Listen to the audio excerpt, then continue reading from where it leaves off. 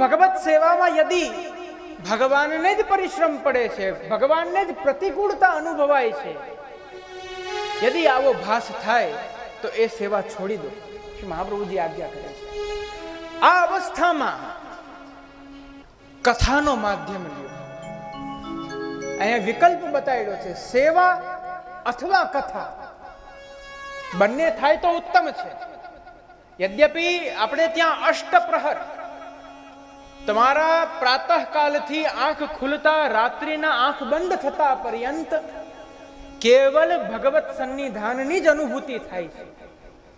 એમાં જ્યારે અવસર કાલ છે ત્યારે ભગવાનની સેવા થાય છે, અને જ્યારે અનવસર કાલ હોય છે અર્થાત તમે પ્રભુને કોઢાડી દો છો ત્યારે કથાનો માધ્યમથી ભગવાનમાં આસક્તિ જોડવામાં આવે છે. તો જે ભગવત સેવા કરે છે એ તો ઠીક છે, પરંતુ જે ભગવત સેવા પણ નથી કરતા, ભગવાન નામ પણ નથી લેતા અને ભગવત કથા પણ એનું શ્રવણ નથી કરતા અથવા નથી એનું કરાવતા, આપ વાસ્તવમાં આપનું જીવન વ્યર્થ કરી રહ્યા છો. ભગવત કથાના માધ્યમથી તમારા હૃદયમાં ભગવાનમાં પરમ આસક્તિ સિદ્ધ થશે. વર્ણન આવે છે, વ્રજભક્તો પરસ્પર ભગવત ગુણાનુવાદ કરતા, અને એ ભગવત ગુણાનુવાદના માધ્યમથી એમના હૃદયમાં ભગવાન પ્રત્યે અલૌકિકી પ્રીતિ પ્રકટ થઈ. વર્ણન આવે છે, ગૃહે ગૃહે ગોપવધુ કદંબા, બધા બોલો, ગૃહે ગૃહે ગોપવધુ કદંબા, સર્વે મિલિત્વા સમવાપ્ય યોગમ, સર્વે મિલિત્વા સમવાપ્ય યોગમ, પુણ્યાનિ નામાનિ પઠન્તિ નિત્યમ, પુણ્યાનિ નામાનિ પઠન્તિ નિત્યમ, ગોવિંદ દામોદર માધવેતિ, ગોવિંદ દામોદર માધવેતિ. ગૃહે ગૃહે ગોપવધુ કદંબા. વ્રજભક્તો પરસ્પર ચર્ચા કરે છે, નિશ્ચિત કરે છે કે એક અઠવાડિયામાં એક દિવસ આને ત્યાં, એક દિવસ આને ત્યાં, એક દિવસ આને ત્યાં, આ પ્રકારે કોઈ પણ એક સ્થાને એકત્રિત થઈને ભગવાનના નામ, રૂપ, ગુણ, મહાત્મ્યનું અવગાહન કરે છે. કેવી રીતના? સર્વે મિલિત્વા સમવાપ્ય યોગમ.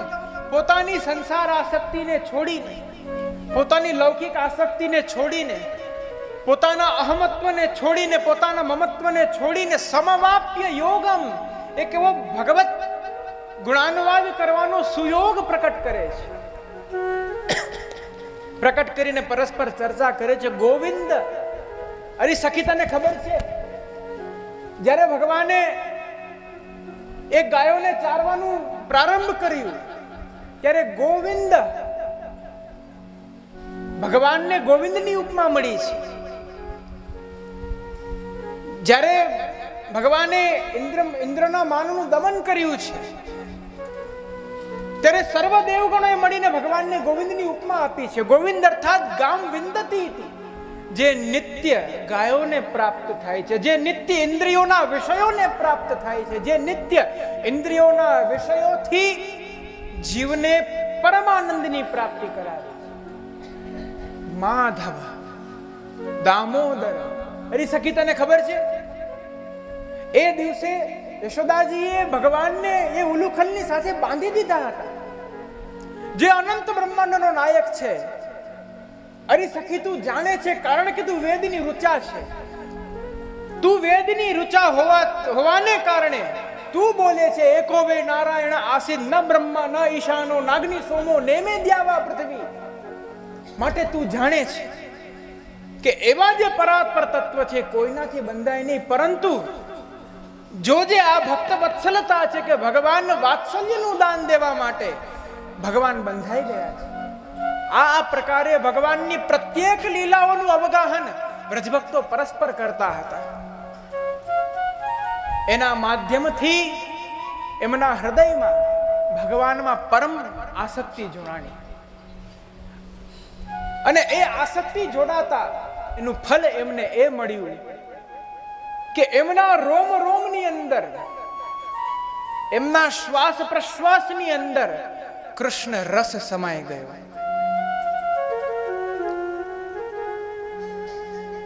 જ્યારે ભગવાન રાસમાં અંતર્ધ્યાન થાય છે ત્યારે વ્રજભક્તો એક એક કણને પૂછે છે, વૃક્ષોને પૂછે છે. દૃષ્ટો વ કચ્ચિદશ્વત્થ પ્રક્ષન્ય ગ્રોધનો મનઃ પ્રેમ હાસાવલોકહી, જે નિત્ય અમારી સામે પ્રેમપૂર્વક હાસ્ય આપીને દૃષ્ટિ કરતા એવા ભગવાન આ ક્યાં ચાલ્યા ગયા છે? હે વૃક્ષ, એ વૃક્ષના એક એક પાંદડાઓને પૂછે છે કે અમારા પ્રભુ ક્યાં ચાલ્યા ગયા? આ પ્રકારેની અલૌકિકી સૂક્ષ્મતા હૃદયની એ ભગવત કથા દ્વારા પ્રાપ્ત થાય છે. તમારામાંથી કોઈ કઈ વૃક્ષને પૂછવા જશે, કોઈ વાતો કરતો હશે તો કહેશે કે આને કઈ તકલીફ લાગે છે, પરંતુ નહીં. વ્રજભક્તો જાણે છે કે વ્રજના વૃક્ષો પણ સામાન્ય વૃક્ષ નથી, એ પરમ વૈષ્ણવ છે. શ્રી મહાપ્રભુજી આજ્ઞા કરે છે સુબોધિનીજીમાં, મૂઢા અપી વૈષ્ણવાહા ભગવદ ગતિમ જાનંતી.